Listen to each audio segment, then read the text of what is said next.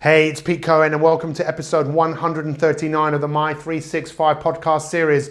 Today's podcast is brought to you by me and it is called The Courage to Create. I'm excited to share with you what it really takes to be creative in this world, to come up with an idea and follow it through, and also for you to develop courage. What does courage mean? It comes from the French word heart, and heart is the organ in your body that pumps blood to all of your organs. Courage is what we need to pump energy into our ideas even when we don't feel like it. So get ready to be inspired to up your creative.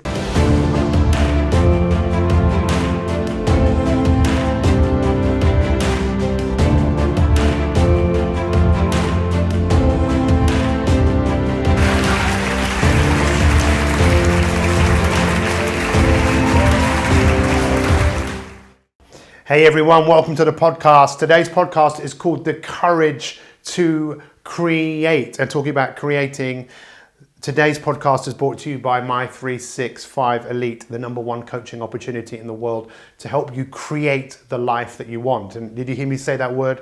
Create. Look, a wonderful, amazing life doesn't happen by chance. It happens by design. It happens by creativity. My goal in this podcast is to help you understand that you are a creative being and you just need to make a few tweaks into the way you think and act and move through the world, but also courage, that you have courage, but you maybe need a little bit more of that to follow through and to make more stuff happen in your life. I personally believe that there's a gap between where we all are and where we want to be.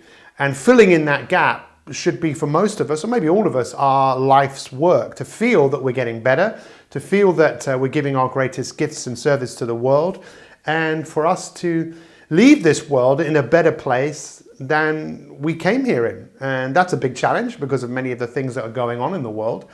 But having spent most of my life working with great people and just everyday people, I believe everyone is great, but I think what makes people greater is creativity. Now, I'm about to contradict everything I've just said because creativity doesn't actually really exist. Now, I know as I leave a gap there, some of you are going, Pete, what are you talking about? Part of my goal in working with you is for you to question things. It's not creativity that is the difference, that makes the difference. It's productivity. Productivity. It's the wrong ivity. Because you can come up with an idea, which is what your brain is brilliant at doing. If we were trying to work out, okay, what does your brain do? What does my brain do? It comes up with ideas. What do we do with those ideas? Well, a lot of people do nothing. Someone said to me many years ago, what's the most expensive land in the world? And I didn't know. I said maybe somewhere where there's lots of oil. And he went, no, it's the graveyard. Because the graveyard is full of people who didn't have the courage to use their creativity. They were the ones who left their books unwritten, their great ideas unfulfilled. They didn't do anything with it. So understand that to be creative without any production is a waste of time. The London Philharmonic Orchestra were asked to pick 100 of the greatest pieces of music of all time. And they picked, I think, 8 from Mozart, 6 from Beethoven, 5 from Bach. And you think, well, that's amazing, right?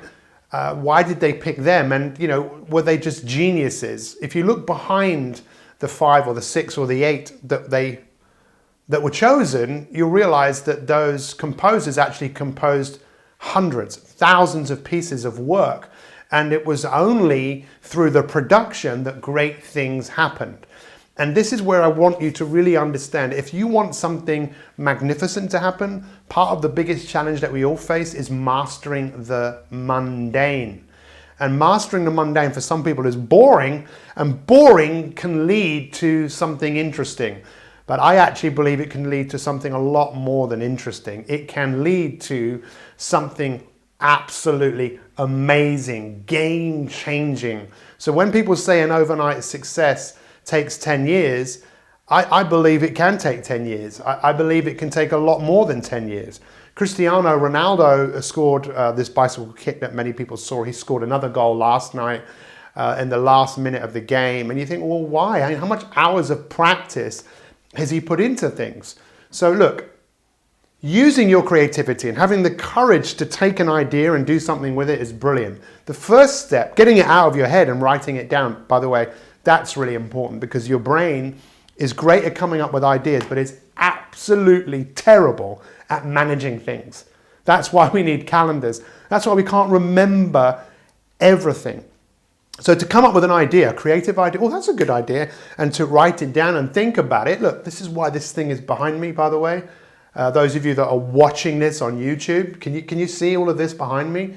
I'm not sure, Toby, whether he's got that clear or not, but whether it's on that camera or this camera, look, you can see that's creativity. And one of the things that we do, and we can put this in the show notes for you if you want, this is something that we did with the lady who drew this, which is all about looking at your current reality and looking at your desired reality. Because I would imagine you're not where you want to be, and you know, you and I, we all have goals, dreams, and ambitions, right? And that's a desired reality. But the fact is, if we don't take bold steps, and this is why this exercise here has 3 bold steps, 3 arrows, thinking of it like 2 lands, like the land of current reality and the land of desired reality. And there's like a sea in between them. And you need bridges. And the bridges are the bold steps that you take in order to make things happen, in order to manifest things. Chances are I'm telling you stuff that you already know. But what we have to get really good at doing is applying. And as we delve into this whole thing of understanding what creativity is your ability to take an idea and to see it. Once you can see the idea, it's real. Some people would say in the dimension of thought, what you see is real. The man who created the toaster, the camera, the computer, they had a clear idea of what they were going to do even before anything was put together in the material world. So I'm just hearing that song by Madonna, you know, living, as I sip a cup of my coffee, living in the material world, and I am the material girl. Oh, you know that look, we're living in a material world. So the next time you walk down the street and you look at things, chances are what you're looking at has been created by someone's mind. You have that creative ability, but it's the courage. And this is where it gets really interesting. Courage. What is courage? Well, the root, the etymology, I love that word. The word courage comes from a French word meaning heart. Think about your heart for a moment. What does your heart do? It pumps blood to your organs. Take your heart away, you've got no life. Courage is what drives emotion.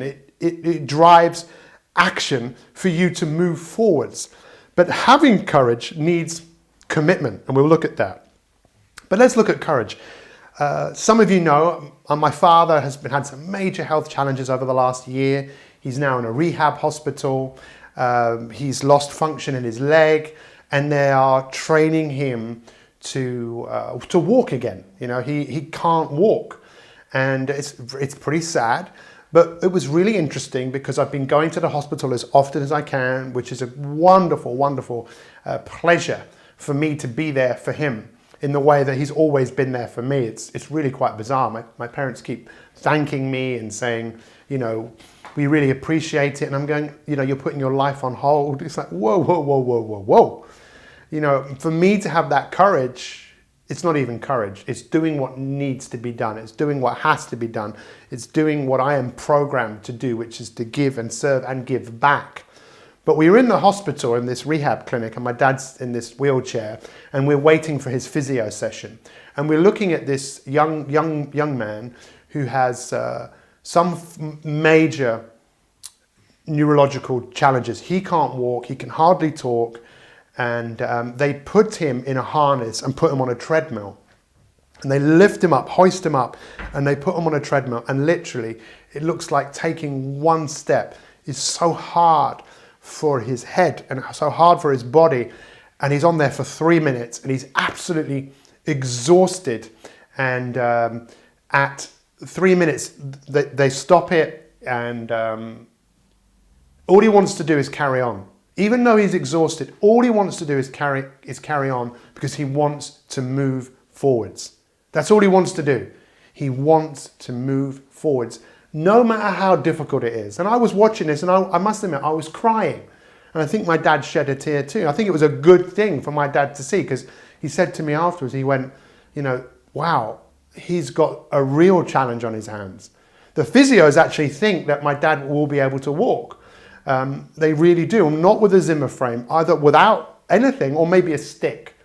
They believe that, but my dad has to believe that, and that comes from the creativity. And I kept asking my dad, because they asked me to go through some questions with my dad around what does he want, where does he see him going, and my dad kept saying this: he wants to be able to do what he was doing in 2016. And he said it a few times. I said, no, Dad, that was 2016. I want you to think about what you want in the future. And he was really struggling with that. Now, why is that so important? If you can't see where you're going, how the hell do you ever expect to get there? This is what a lot of people do who want to lose weight, by the way. When you ask them what they want, they'll tell you about what they want. They'll either tell you what they don't want. I don't want to be fat. I don't want to feel this way. I don't want to have no control.